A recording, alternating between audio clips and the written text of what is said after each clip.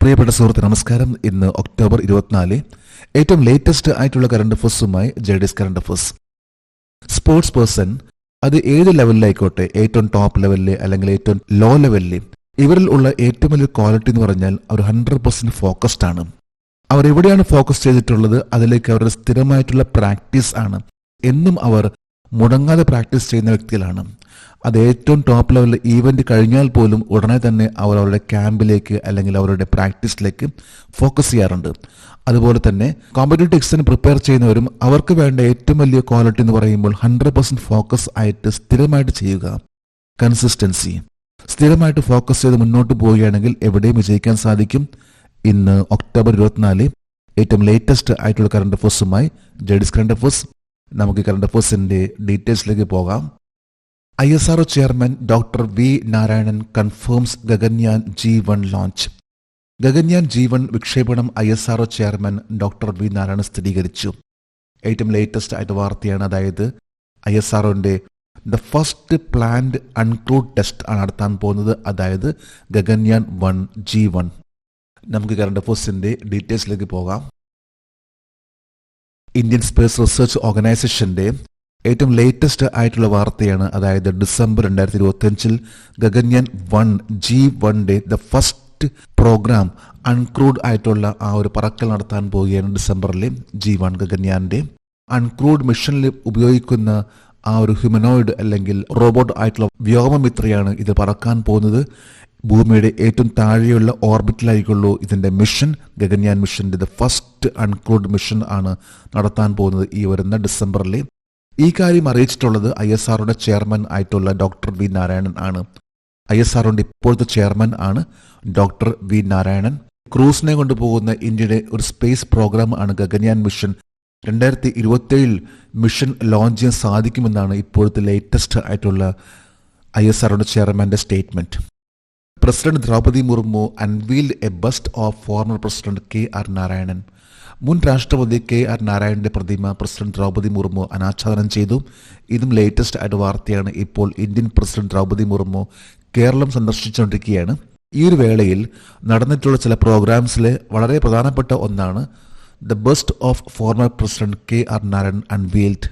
നമുക്ക് കറണ്ട് അഫേഴ്സിന്റെ ഡീറ്റെയിൽസിലേക്ക് പോകാം. ഒക്ടോബർ 23, അതായത് ഇന്നലെ, ഇന്ത്യൻ പ്രസിഡന്റ് ദ്രൗപദി മുർമു തിരുവനന്തപുരത്ത് രാജ്ഭവനിലെ KR നാരായണൻ, മുൻ പ്രസിഡന്റ് ആയിരുന്ന KR നാരായണന്റെ ഒരു പ്രതിമ അനാച്ഛാദനം ചെയ്തു. Bust of KR Narayanan. ഒരു പ്രതിമയുടെ പകുതി ഭാഗം വരുന്ന ഒന്നിനെയാണ് ബസ്റ്റ് എന്ന് പറയുന്നത്. ഇതനുസരിച്ച് ഒക്ടോബർ 23 രാജ്ഭവനിലെ Indian president Droupadi Murmu KR നാരായണന്റെ പ്രതിമ അനാച്ഛാദനം ചെയ്തിട്ടുള്ളത്. ഇന്ത്യയുടെ രാഷ്ട്രപതിയായിട്ടുള്ള KR നാരായണൻ 1997 മുതൽ 2002 വരെയായിരുന്നു ഇന്ത്യൻ പ്രസിഡന്റ്. അതിനു മുമ്പ് അദ്ദേഹം വൈസ് പ്രസിഡന്റ് ആയിരുന്നു 92 മുതൽ 97 വരെ. ഇപ്പോഴത്തെ പ്രസിഡന്റ് ആയിട്ടുള്ള ദ്രൗപദി മുർമു ഈ കഴിഞ്ഞ ഒക്ടോബർ 21 കേരളം സന്ദർശിക്കുകയും ഇന്ന്, അതായത് ഒക്ടോബർ 24 കേരള വിസിറ്റിന് ലാസ്റ്റ് ഡേ ആണ്. ഈ ഒരു വിസിറ്റിൽ പ്രസിഡന്റ് ദ്രൗപദി മുർമു ശബരിമല സന്ദർശിച്ചിരുന്നു. 2025 ഒക്ടോബർ 22, അതായത് മിനിയാന്നാൾ ആണ് പ്രസിഡന്റ് ദ്രൗപദി മുർമു ശബരിമല സന്ദർശിച്ചിട്ടുള്ളത്. നിരവധി പ്രോഗ്രാംസ് ഉണ്ടായിരുന്നു. അതിൽ വളരെ പ്രധാനപ്പെട്ട ഒന്നാണ് KR നാരായണന്റെ പ്രതിമ അനാച്ഛാദനം ചെയ്തിട്ടുള്ളതും ശബരിമല വിസിറ്റ് നടത്തിയിട്ടുള്ളതും. പാലയിലെ സെന്റ് ജോസഫ് കോളേജും എറണാകുളത്തുള്ള സെന്റ് തെരേസസ് കോളേജും ഇന്ത്യൻ പ്രസിഡന്റ് ദ്രൗപദി മുർമുവിന്റെ ആ വിസിറ്റിൽ ഉൾപ്പെടുത്തിയിട്ടുള്ള ചില കാര്യങ്ങൾ. India reelected as vice chairperson of COP10 bureau. COP10 ബ്യൂറോയുടെ വൈസ് ചെയർപേഴ്സണായി ഇന്ത്യ വീണ്ടും തിരഞ്ഞെടുക്കപ്പെട്ടു. കോൺഫറൻസ് ഓൺ പാർട്ടി എന്നാണ് COP. 10ാമത്തെ കോൺഫറൻസ് ഓൺ പാർട്ടി ആണ് നടന്നിട്ടുള്ളത്. യുണൈറ്റഡ് നേഷന്റെ ഭാഗമായിട്ട് വരുന്ന ഒന്നാണ് COP10 എന്ന് പറയുന്ന ഈ ഒരു പ്രോഗ്രാം. നമുക്ക് കറണ്ട് അഫേഴ്സിന്റെ ഡീറ്റെയിൽസിലേക്ക് പോകാം. COP10 ഏറ്റവും ലേറ്റസ്റ്റ് ആയിട്ടുള്ള 10ാമത്തെ ആ കോൺഫറൻസിൽ bureau for the Asia Pacific group 4 എന്ന ഒരു സ്ഥാനത്തേക്ക് വൈസ് ചെയർപേഴ്സൺ ആയിട്ട് ഇന്ത്യ വീണ്ടും റീ ഇലക്റ്റഡായി. COP10 വളരെ പ്രധാനപ്പെട്ട ആ ഒരു ഈവന്റിൽ നടന്നിട്ടുള്ള ചർച്ചയായിരുന്നു ഡോപ്പിംഗ് ഇൻ സ്പോർട്സിനെ കുറിച്ചുള്ള ചർച്ചകൾ. അതായത് ഡോപ്പിംഗ് ഇൻ സ്പോർട്സ് എന്ന് പറഞ്ഞാൽ ഉത്തേജക മരുന്ന്, അതുമായി ബന്ധപ്പെട്ടിട്ടുള്ള കാര്യങ്ങളായിരുന്നു COP10 വളരെ പ്രധാനപ്പെട്ട അജണ്ട. അതുപോലെ തന്നെ കഴിഞ്ഞ വർഷം നടന്നിട്ടുള്ള അജണ്ടയിൽ പുകയിലെ കുറിച്ചായിരുന്നു ഏറ്റവും കൂടുതൽ ചർച്ച നടന്നിട്ടുള്ളത്. അപ്പോൾ COP പ്രധാനമായിട്ടും പറയുമ്പോൾ കൂടുതലായിട്ട് ഇത്തരത്തിലുള്ള സ്പോർട്സുമായി ബന്ധപ്പെട്ട ഡോപ്പിംഗ് അല്ലെങ്കിൽ ടൊബാക്കോ, ക്ലൈമറ്റുമായി ബന്ധപ്പെട്ട കാര്യങ്ങൾ എന്നിവയെല്ലാം ചർച്ച ചെയ്യുന്ന ഒരു കോൺഫറൻസ് ആണ്. UN-ന്റെ പ്രധാനപ്പെട്ട ഒരു പ്രോഗ്രാം ആണ് COP10 എന്ന് പറയുന്ന, അല്ലെങ്കിൽ COP9, COP10 എന്ന് പറയുന്ന ഈ ഒരു കോൺഫറൻസ്. COP10 നടന്നിട്ടുള്ളത് യുനെസ്കോയുടെ ഹെഡ്ക്വാർട്ടേഴ്സിലാണ്, പാരീസിലുള്ള യുനെസ്കോയുടെ ഹെഡ്ക്വാർട്ടേഴ്സിലാണ്. യുനെസ്കോയുടെ ഹെഡ്ക്വാർട്ടേഴ്സ് ഉള്ളത് പാരീസിലാണ് ഒക്ടോബർ 20 മുതൽ 22 വരെ COP10 നടന്നിട്ടുള്ളത്. ഇതിൽ ചെയർമാൻ ആയിട്ട് ഇലക്റ്റഡ് ആയിട്ടുള്ള രാജ്യമാണ് അസർബൈജാനെ ചെയർപേഴ്സൺ ആയിട്ട് ഇലക്ട് ചെയ്തു. ഒപ്പം തന്നെ വൈസ് ചെയർ എന്ന സ്ഥാനത്തേക്ക് എടുത്തിട്ടുള്ള രാജ്യങ്ങളാണ് Brazil, Zambia, Saudi Arabia. India ആണെങ്കിൽ bureau for the Asia Pacific group 4 എന്ന അതിലേക്കുള്ള വൈസ് ചെയർപേഴ്സൺ ആണ്. COP10 ഏറ്റവും പ്രധാനപ്പെട്ട ഒന്നെന്ന് പറയുമ്പോൾ international convention against doping in sport ആയിരുന്നു. അതായത് സ്പോർട്സിൽ ഉത്തേജക മരുന്നുമായി ബന്ധപ്പെട്ട ഒരു അന്താരാഷ്ട്ര convention. Ningol Chakouba, festival of bond between married women and brothers. വിവാഹിതരായ സ്ത്രീകൾക്കും സഹോദരന്മാർക്കും ഇടയിലുള്ള ബന്ധത്തിന്റെ ഉത്സവമായ നിങ്കോൾ ചക്കൂബ.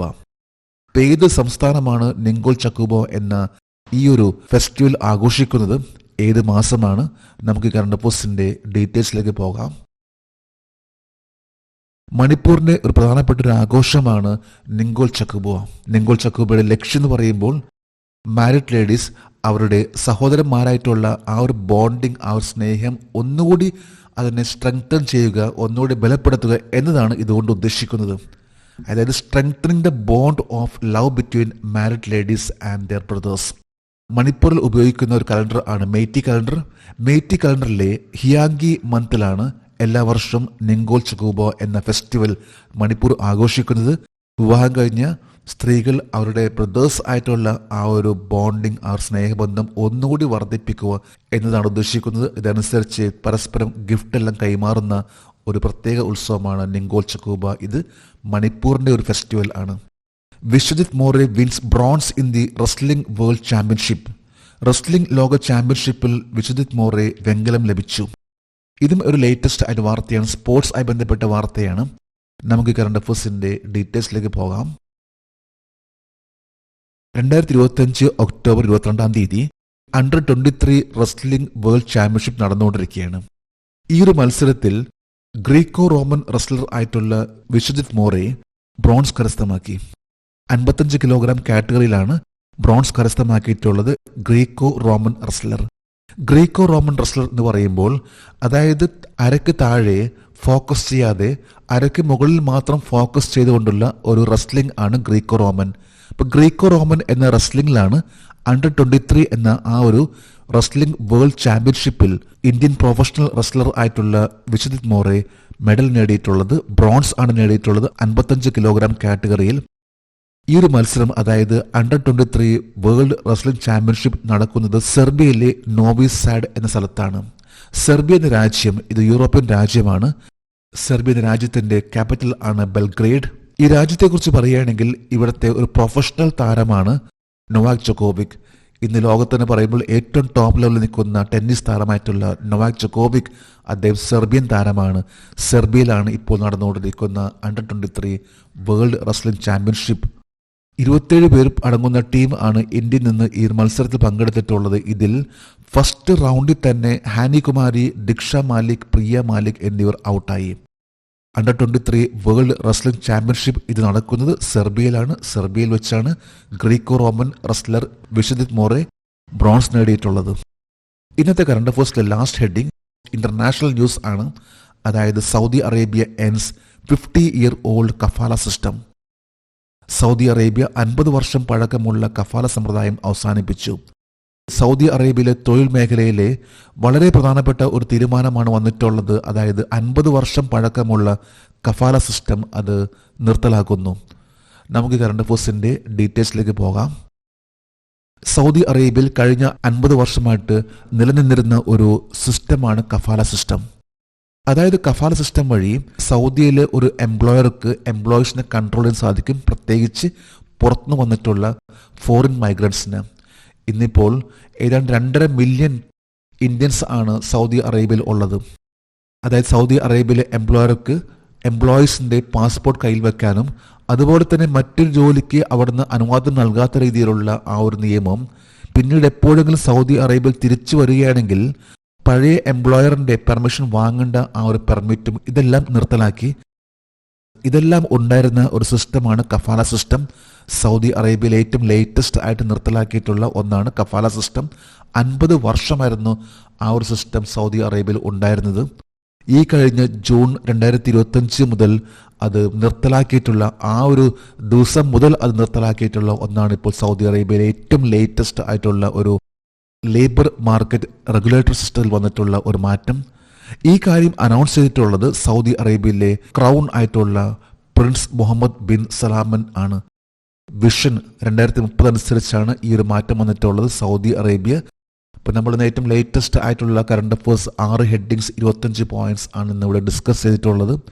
നമുക്ക് വീണ്ടും പുതിയ കറണ്ട് അഫേഴ്സുമായിട്ട് കാണാം. Thank you very much.